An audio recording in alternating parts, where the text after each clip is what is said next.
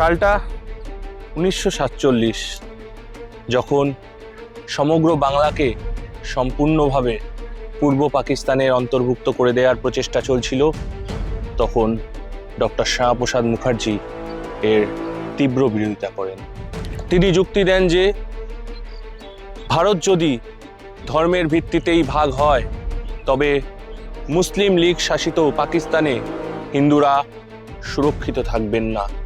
তার এই অবিচল দাবির ফলে 1947 সালের 20 জুন লেজিসলেটিভ অ্যাসেম্বলিতে ভোটাভুটির মাধ্যমে বাংলার হিন্দু প্রধান পশ্চিমাঞ্চলকে পশ্চিমবঙ্গ রাজ্য হিসাবে ভারতবর্ষের অন্তর্ভুক্ত করা হয়।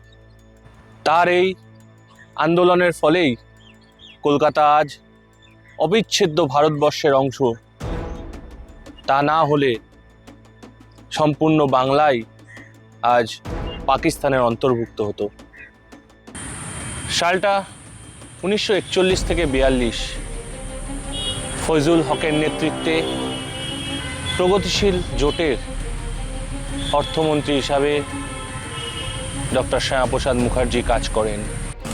1943 সালের বাংলায় ভয়াবহ দুর্ভিক্ষের সময় ডক্টর শ্যামাপ্রসাদ মুখার্জি ব্যক্তিগত এবং প্রাতিষ্ঠানিকভাবে ব্যাপক হারে বাংলার মানুষের জন্য ত্রাণ বিতরণ করেন এবং সরকারের ব্যর্থতার প্রতি সে আওয়াজ তোলেন।